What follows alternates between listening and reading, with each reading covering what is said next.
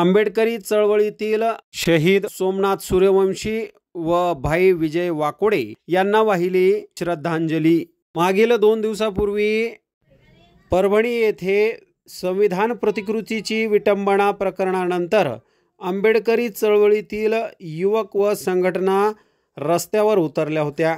त्यानंतर पोलिसांनी combing operation करून अनेक आंबेडकरी तरुणांना ताब्यात घेतले।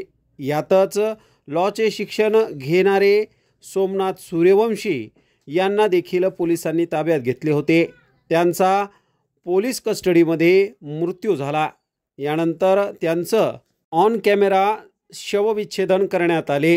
या शवविच्छेदनाचा अहवाल आल्यानंतर आंबेडकरी जनतेमध्ये चांगलाच रोष निर्माण झाला आहे। सोमनाथ सूर्यवंशी यांचा पोलीस कस्टडीतच मृत्यू झाल्याने पोलिसांचाच यात हात असल्याचा आरोप देखील केला जात आहे।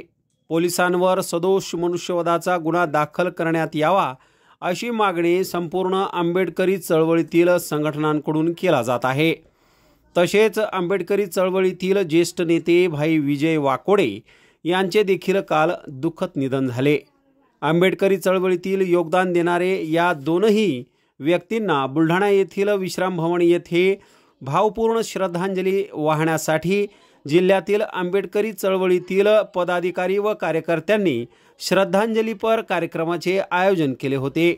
यावेळी समतेचे निळे वादळ संघटनेचे संस्थापक अध्यक्ष भाई अशांत वानखडे, भीमशक्ती संघटनेचे राज्य सरचिटणीस भाई कैलास सुगदाणे, समतेचे निळे वादळ संघटनेचे जिल्हा अध्यक्ष अशोक दाभाडे, नंदकिशोर खोडके, प्रकाश गवई, दीपक मेश्राम, मुन्ना रायपुरे, ज्योतिराव सावदेकर, वैशाली ठाकरे, अशोक इंगळे, उषाताई पवार, ॲडव्होकेट जयकुमार कस्तुरे यांच्यासह आंबेडकरी चळवळीतील पदाधिकारी व कार्यकर्ते या श्रद्धांजलीपर कार्यक्रमासाठी सहभागी झाले होते। आपल्यातील शहीद झालेले भीमसैनिक ज्यांनी बाबासाहेब आंबेडकरांच्या विचारांना वाहून घेतलेलं होतं आणि त्या विचारांच्या संरक्षणासाठी, संवर्धनासाठी, जतन करण्यासाठी ज्यांनी आपलं आयुष्य वेचलं आणि प्राणांची आहुती देखील दिली, ते आमचे सहकारी सोमनाथ सूर्यवंशी आणि मराठवाडा विद्यापीठाला डॉक्टर बाबासाहेब आंबेडकरांचं नाव मिळालं पाहिजे यासाठी उभा आयुष्यभर ज्यांनी संघर्ष उभा केला, तो आमचा मराठवाड्याचा ढाल्या वाघ, अन्याय अत्याचाराच्या विरुद्ध एल्गार पुकारणारा, प्रसंगी प्रशासनावर झेप घेणारा संघर्षशील नेता, आमचा सहकारी मित्र भाई विजय वाकोडे यांना श्रद्धांजली अर्पण करत असताना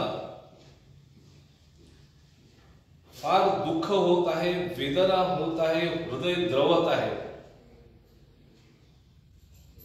मराठवाड्यामध्ये परभणीत भारतीय राज्यघटनेच्या प्रतिकृतीची विटंबना आणि त्यानंतर जनक्षोभ होऊन झालेली जाळपोळ, पोलिसांनी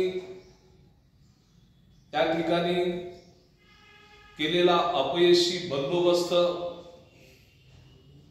यामुळे परभणी शहराची हानी झाली हे नाकबूल करून चालता येणार नाही।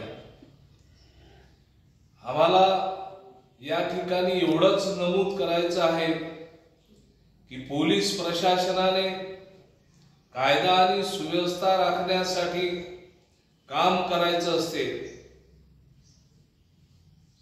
प्रसंगी एखादा हिंसक मॉब पांगवण्यासाठी केलेला लाठीचार्ज, त्यावेळेस सोडलेले अश्रुधुराचे नळकांडे, त्यावेळेस केलेला बळाचा वापर याचं कधी काळी आम्ही समर्थन करू शकू, पण तदनंतर सगळी परिस्थिती नियंत्रणात आल्याच्या नंतर कॉम्बिंग ऑपरेशनच्या नावाखाली ज्या लोकांचा त्या गुन्ह्याशी काहीही संबंध नाही, त्यांच्या घराचे दरवाजे तोडून घरामधून घुसून त्यांना बाहेर ओढून आबाल वृद्धांना, महिलांना, निरपराध लोकांना या पोलिसी हिंसाचाराला बळी पडावं लागलं। तुम्ही त्यांना नियंत्रित करण्यासाठी थोडाफार बळाचा वापर केला तर हरकत नाही, पण अमानुषपणे माणसं मरेपर्यंत तुमचा लाठीचार्ज, तुमच्या यातना, तुमचा छळ आणि त्या छळाला बळी पडून आमच्या सोमनाथ सारखा एक भीम सैनिक या ठिकाणी जीवानिशी जातो आणि पोलिसांना त्याची दयामाया येत नाही। ही गोष्ट मन विदीर्ण करणारी आहे। प्रशासनावर, पोलिसांच्या कार्यवाहीवर प्रश्नचिन्ह निर्माण करणारी आहे। पोलिसांनी नागरिकांना शिक्षा देणे, आरोपींना शिक्षा देणे हे शक्यच नाही। आमच्या कायद्याच्या व्यवस्थेमध्ये हे बरोबर नाही, उचित नाही, समर्थनीय नाही।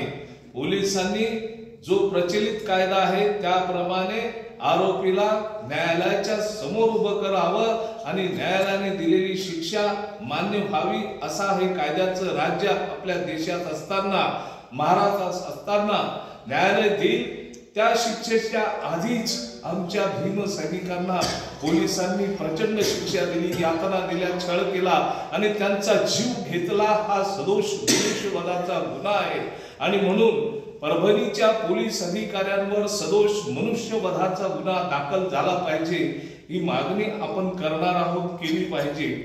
याच्यासाठी आपण आग्रही आहोत। आज या ठिकाणी अत्यंत व्यथित अंतःकरणाने माझे मित्र विजय वाकोडे, नामांतरवादी नेते, मराठवाड्याचे एक झुंजार व्यक्तिमत्व, या ठिकाणी सोमनाथ यांच्या पार्थिवाला भडाकणी दिल्यानंतर श्रद्धांजली अर्पण करून घरी जात असताना त्यांना एकदम तणाव आला आणि त्या तणावामुळे हृदयविकाराचा झटका येऊन ते मरण पावले। त्यांनी आपला देह ठेवला।